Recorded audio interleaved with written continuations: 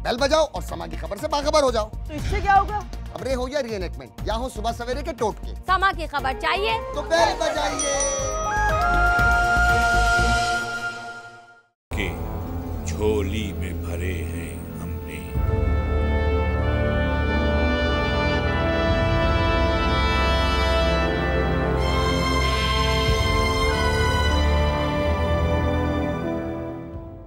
तेरह 14 साल की उम्र में ऐसी बात कह गया वो कि हमारी सोच से भी बढ़कर है। अफरा तफरी में मेरा दिमाग ही काम नहीं कर रहा था कि क्या हुआ है, क्या होने वाला था, क्या हो गया मेरे साथ। ये मुसलमान तो हो नहीं सकते, ये नबी की उम्मत तो हो नहीं सकती, क्योंकि ये पैसे के लिए ही काम करते हैं। उम्र भर यूं ही मेरे लाल दुआएं मेरी तेरी पेशानी को चूमे मेरे होंठों की तरह, करे महसूस मेरे प्यार की ठंडक यूं ही दिल के रुखसार पे गिरती हुई शबनम की तरह।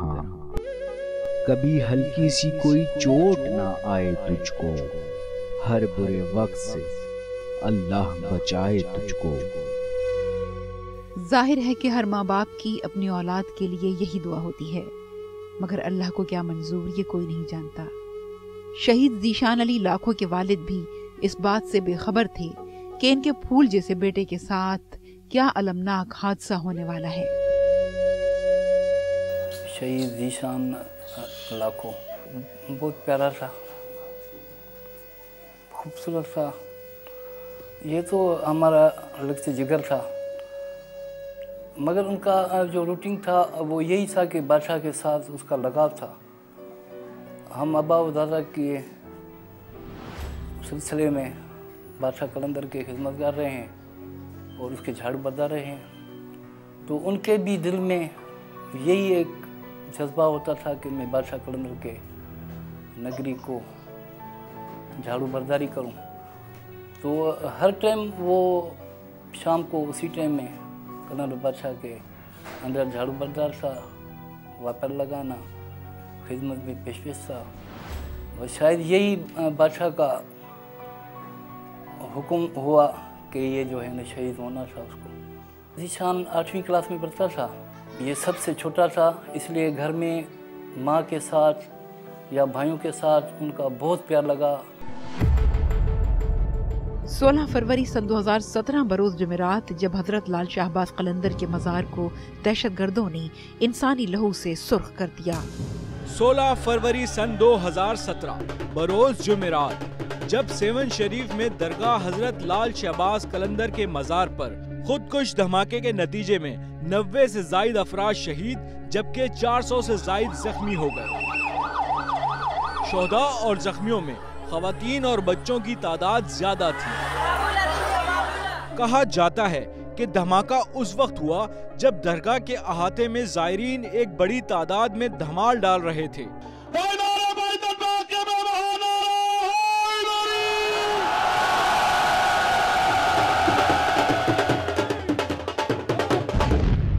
धमाके के बाद दरगाह के अहाते में आग भड़क उठी और हर तरफ अफरा तफरी मच गई। चूंकि जुमेरात को मजार पर रश मामूल से ज्यादा होता है, धमाके से भगदड़ मच जाने के सबब मुतादिद अफराद पैरों तले दबकर कुचले गए। धमाका मजार के अंदरूनी हिस्से में हुआ और खुदकुश हमला आवर दरगाह के गोल्डन गेट से दाखिल हुआ था। जख्मी और शोहदा को सिंध के मुख्तलिफ अस्पतालों में मुंतकिल किया गया।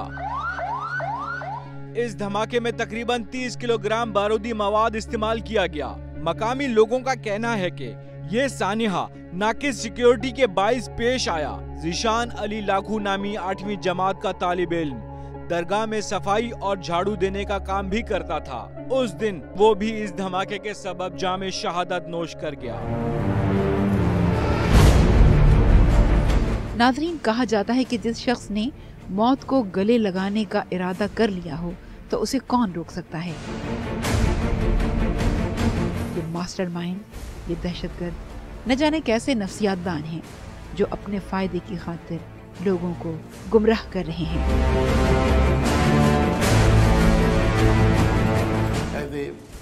पुलिस अफसर मैं आपको बताऊं, आप उसको रोक नहीं सकते। आप उसके लिए दूसरी हिकमत अमली कर सकते हो कि उसको किसी तरीके से उसको कहीं ना कहीं कम से कम नुकसान पे उसको ले आ सकते हैं। सिक्योरिटी या प्रिकॉशनरी मेयर्स ये कि पहले से उसको कर्टेल किया जाए, रोका जाए, मना किया जाए कि उस जगह तक पहुंच नहीं सके, उसके टारगेट आइडेंटिफाई हो जाता है। अगर पुलिस अफसर या ड्यूटी अफसर जो वहाँ पर है वो अगर होशियार हो और उसको पता हो कि भी ये चीज़ें हो सकती हैं तो बंदा ट्रेस हो सकता। अगर सर गर्मियों के दिन है तो उसका बदन उसके हुलिये से ज़्यादा उसको मोटा नज़र आएगा। दूसरी बात, दूसरा वैसे भी उसके अगर सर्दियों के दिन है तो उसके पसीने वैसे ही निकलते जाएंगे, क्योंकि जो काम वो करने के जा रहा है उसका में भी उसका दिमाग उसको नहीं मानता हो, लेकिन वो नशे में है, उसको नशा दिया गया है और उस नशे में उसका मेंटल टॉर्चर इस तरह हुआ है कि भी वो उसमें से निकल नहीं सकता। तो उस तक पहुंचने के लिए भी कोई सहारे की ज़रूरत होती है, कोई मेंटली या पुश करने की ज़रूरत होती है। तो पुश करने वाले उसको आगे पीछे पुश करते रहते हैं कि भी वो किसी न किसी तरीके से पुश हो जाए। तो कहीं ना कहीं थोड़ी बहुत उससे लर्जिश हो जाती है जिसमें आइडेंटिफाई हो जाता है। ये धमाल जो है जुम्मे की रात जो होती है बहुत अच्छी रात होती है, इबादत के लायक होती है। इसलिए बच्चे हमारे जब भी जाते हैं दरगाह पे या कहीं तो बता दें भाई हम दरगाह पे जाते हैं शहंशाह पे, वो वहाँ चला गए। ये अचानक बहुत सालियाँ हो गया है, हमारी 55 साल उम्र है, ये हमारी पुश्तों पुश्त चली जाती है, ये उम्र सारा ख़ानदान चला गया है, कभी ऐसा वाक़या नहीं हुआ है। दुख ये जो है बात बताने से बहुत ज़्यादा है, क्योंकि ये तो हमारा बच्चा चला गया है। दर्द तो हमारे को ही है, जिधर आग जलती है उधर ही ये तो होता है। ये हमारा तो बहुत बच्चा छोटा था, गुलाब का गुल था। वो सबसे छोटा था, जहन भी छोटा था हमारे हिसाब से, मगर बात बड़ी करता था। उनके अल्फाज अभी दिलो दिमाग में गूंज रहे हैं हमें, जैसे कि ये अलमिया हुआ ही नहीं है हमारे साथ। मगर एक शहीद है, शहीद जिंदा होता है, इस वजह से हम ये सब्र करके बैठे हैं, हमारे शहीद हैं। ये सबसे बड़ा आला, वो भी शहादत मुर्शिद लाल के दर पे हुई है। वो जो कोई भी हैं किसी के खैर खा हो नहीं सकते। वो दहशतगर्दी करके ये साबित करना चाहते हैं कि हमारी बालादस्ती कायम है, मगर ये उनकी गलत फहमी है, क्योंकि किसी बेगुनाह का खून करके किसी का ज़मीर कैसे मुतमईन रह सकता है। एक तो माइंड सेट होता है इन लोगों का कि भाई तुम्हें वो सब कुछ करना है, हिट करना है, इसको हिट करना है, उसको हिट करना है, इन लोगों का ये माइंड सेट होता है। मगर जो करवाते हैं, असल मुजरिम तो वो हैं जो करवाते हैं। हमें रोक नहीं सकेंगे ये यहाँ ऐसी हरकतें कर कर सरकार की खिदमत, सरकार की इबादत से हमें रोक नहीं सकेंगे, भले चाहे कुछ भी कर लें। मगर सिक्योरिटी लैब्स अपनी जगह पे हैं, आप उसको डिनाई नहीं कर सकते। कहा जाता है कि इंसाफ की बुनियादें अगर मुआशरे में मजबूत हों तो वो मुआशरा हर लिहाज से मजबूत तस्वुर किया जाता है, और फिर माहिरीन ऐसे इदारे के क़याम की तजवीज़ भी देते हैं कि जहां दहशतगर्दी के मुतासरीन का रिकॉर्ड जमा किया जा सके। नहीं जी, जो शख्स जो है जो शहीद होता है या उसको कत्ल किया जाता है, मारा जाता है, देखिए वो किसी का भाई होता है, किसी का बाप होता है, किसी का मामू होता है, किसी का चाचा होता है, वो उसकी बहन भाइयों होती हैं। तो उसके एक आदमी के, एक फ़र्द के बहुत सारे रिश्ते होते हैं। जब आप एक शख्स को कत्ल करते हैं, मारते हैं, तो आप ये ना समझे एक फ़र्द को आप मारें, एक पूरा एक फैमिली जो नेटवर्क है, सिस्टम होता है, उस शख्स के साथ जुड़ा हुआ होता है, वो सारा टूट जाता है, मुतासर हो जाता है। जब ये नमाज मेरी ख़त्म हुई मगरिब वाली, तो ऐसा धमाका हुआ, तो मुझे तो पता था कि मेरा बेटा दरबार में क्या है, तो मैं भी फ़ौरन वहाँ पहुँचा। स्टैंड लेना ही था तो उस टाइम से ही आप लेते। हमारा बच्चा चला गया है, 5 लाख दे या 50 लाख दे, ठीक है, हम इनको 50 लाख देते, अपना बच्चा हमारे को दे दे, वापस करके देंगे। मेरी शफकत, ये मेरा प्यार, ये बातें मेरी, सारे अनमोल खजाने हैं तेरी यादों के। सुख के मोती हैं कई, दर्द की किरचें हैं कई, जैसे आंखों में कई रंग हों बरसातों के। आज ज़ीशान अली लाखो एक नाम और एक याद बनकर रह गया है। लास्ट मेरी मुलाकात इनसे हो गई थी कुछ चंद दिन पहले, शहीद होने से चंद दिन पहले। इनका एक शौक़ था कबूतर पालने का, तो मेरी छोटी बच्चियाँ हैं, मैं उनके साथ जाता था इनको दिखाने के लिए कबूतर वगैरह। ज़ीशान अली लाखों जैसा होनहार तालिब इल्म दहशतगर्दी की भिड़ चढ़ गया और आज मुतासरीन उनको याद करके अफसरदा हैं। बस उनका यही था कि अगर मैं पढ़ूं भी तो आगे चलकर मैं इंजीनियर बनूंगा और खिदमत करूंगा, मगर ये नामुमकिन बन गया हमारे लिए कि वो दरबार कलंदर पर शहीद हो गया है। जो भी मुझे बोले कि अबा मुझे ये चीज़ चाहिए, तो मैं दिली तरह से जो है ना बिल्कुल उसको वही चीज़ ला कर देता था। जो चीज़ मांगे, मैं क्या, मेरे घर वाले जो बच्चे मेरे बेटे हैं वही उनके साथ इतना प्यार करते था, इतना, क्योंकि ये बच्चा मेरा फूल जैसा था।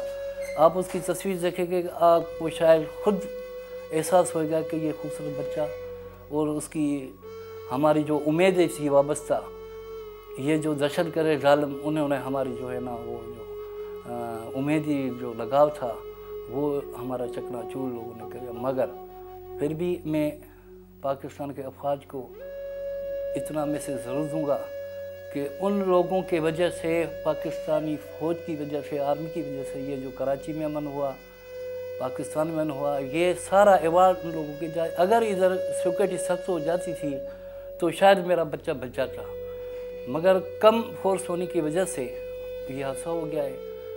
खुदा करे कि ये जो हमारे अपने हैं ये सिक्योरिटी को सख्त बनाए तो बेहतर होगा, आगे से नुकसान से बच जाएंगे। वतन अजीज में बसने वालों का क्या कसूर जो बेमौत मारे जा रहे हैं? क्या उनकी अश्कशुई करने वाला कोई नहीं? यकीनन कोई नहीं। उनके गम का मदावा कैसे मुमकिन है? हम लोग ये बोलते थे तो भाई देखो पूरे पाकिस्तान में ये वाक़या हो रहे हैं, जब ये हो रहे हैं तो कुछ न सिक्योरिटी तो बहुत करनी चाहिए थी ना लोगों को। हमारा बच्चा चला गया है, 5 लाख दे या 50 लाख दे, ठीक है, हम इनको 50 लाख दे दे, अपना बच्चा हमारे को दे दे, वापस करके देंगे। पैसे की बात नहीं है, पैसा तो आता ही जाता है, हमारे तो बच्चे चले गए ना। यहाँ तो ये कि जो मर जाते हैं हम आदमी, उसको तो पुरसाने हाल नहीं होता है, कोई पूछता नहीं है कि उसके बच्चों का क्या हुआ, अगर वो शादीशुदा थे उसके बच्चे क्या कर रहे हैं, उनकी एजुकेशन का क्या हुआ। इसलिए कि सोसाइटी में मजमूई तौर पर एक ये भी है कि इस दौर में एक बेबसी का भी आलम है। हम यही बोलेंगे कि ये जो हैं हमारे औलिया इकराम जो हैं, अल्लाह के बुज़ुर्ग हैं, अल्लाह के दिए हुए अनमोल हीरे हैं जिसके पास हम जाते हैं, और यही खुदा के करीब हैं। और ये हमारा ईमान, ये दहशतगर्द जो है कभी भी पीछे नहीं हटा सकेंगे। डराने वाले, बम ब्लास्ट करने वाले, ये हमारे ईमान को झंझोड़ नहीं सकते। कहते हैं कि 9/11 के बाद दहशतगर्दी ने वतन अजीज में जिस तरह कदम जमाया, उसका खुमियाजा आज हर शहरी भुगत रहा है। ये दहशतगर्दी मैं समझता हूँ हमारे पास ये अभी से नहीं चल रहा है, फॉर लास्ट 15-20 साल से ये इसकी चल रही है, क्योंकि हमारी कंट्री में बहुत सारे दूसरे मुल्कों के इंटरेस्टेड हैं। तो उस इंटरेस्टेड को ख़त्म करने के लिए हमने इस दहशतगर्दी के ख़िलाफ़ पहले एक ऑपरेशन शुरू किया था, और अभी दूसरा ऑपरेशन रद्दुल फसाद हमने शुरू किया हुआ। तो जिस सिस्टम से, जिसमें हमारी फ़ौज इन्वॉल्व है, हमारी पुलिस इन्वॉल्व है, हमारी rangers, law enforcing agencies involve हैं, तो ये सारी अपने इसी चक्कर में हैं कि भी किसी तरीके से इसको लॉ इन्फोर्सिंग एजेंसीज़ दहशतगर्दी को कंट्रोल किया जाए। जहाँ तक मेरे नुक्ते नज़र से, जब मैं अपने लाइफ में, अपनी सर्विस में मैंने देखा है, तो अभी भी काफ़ी तकरीबन 60-70% दहशतगर्दी को काबू किया जा चुका है। बाकी 30%, 25% अभी है। अगर उनका कोई दीन हो या ईमान हो, तो बच्चों को इस तरह, जिस तरह ये दहशतगर्दी और ये सुसाइडर जो पैदा हुए, तो मैं नहीं समझता हूँ कि भी उनके पास कोई गुंजाइश है हमारे लिए। तो उसके लिए हमें भी उनके लिए कोई गुंजाइश नहीं रखनी चाहिए। आप आज भी देखें कितनी बड़ी रश है, और सरकार के बम ब्लास्ट के दूसरे दिन भी आप देखें कितनी रश थी। मगर ये सरकार का मौजूदा है, जहाँ भी बम ब्लास्ट होता है वहाँ पे खड्डा लग जाता है, मगर ये सरकार का मौजूदा है, वहाँ पे खड्डे ही नहीं है, कुछ भी नहीं है। आप अभी भी जाएंगे कुछ भी नज़र नहीं आएगा आपको। इतनी बड़ी दरबार है, आपको चंद माह पहले 2016 के लास्ट ईयर में ही आपको खदशा था कि नूरानी सरकार की दरबार में धमाल में इंसिडेंट हुआ था, तो आपको अगर स्टैंड लेना ही था तो उस टाइम से ही आप लेते, मगर इन लोगों ने 2-4 दिन के लिए स्टैंड लिया, उसके बाद ये सिक्योरिटी लैप्स तो है ही, आप इसको टाल नहीं सकते। ज़ीशान अली लाखो जो अपने बाप का कंधा था, उनके जाने के बाद गोया चरागों में रोशनी न रही। आखिरी बात बस मैं बैठा हुआ था, मैं नमाज पढ़ रहा था, घर में बोला कि ये ज़ीशान कहाँ गया, बोला कि ये जो है ना अभी दरबार पे गया है, शायद 6:30 बजे ये जो है ना मेरे को बोला अबा मैं जा रहा हूँ दरबार कलंदर पे, जुमेरात में मैं उधर जा रहा हूँ बादशाह हुजूर में। जब ये नमाज मेरी ख़त्म हुई मगरिब वाली तो ऐसा धमाका हुआ, तो मुझे तो पता था कि मेरा बेटा दरबार में गया है, तो मैं भी फ़ौरन वहाँ पहुँचा, मगर भाग दौड़ इतनी थी कि मुझे नहीं मिल रहा। फिर मेरा बेटा जो है वो गया, उसने उसको पहचाना कि ये मेरा भाई है, तो वहाँ तक हॉस्पिटल में लेके गया, तो वहाँ इनका जो शहादत का हमें पैमाना मिला। छोटे बच्चे भी हैं, बूढ़े भी हैं, बड़े भी हैं। सेवन की पुलिस के यहाँ पे कोई फैसिलिटी नहीं है। कुछ नहीं पता लगा हुआ क्या। ये इतना बड़ा सानिया हो गया है जो किसी मुसलमान को, पूरी दुनिया को, खासकर हम सेवन वालों को तो ये जहन से या दिल से निकलेगा ही नहीं। इतना बड़ा दर्दनाक वाक़या हो गया है जो हमारा तो बच्चा चला गया है, जिसी का नहीं भी गया है ना वो भी इस दुख में शरीक है। उसके होने से थी सांसें मेरी जिंदगी मोहसिन, वो जो बिछड़ा तो मेरी उम्र घटा दी उसने।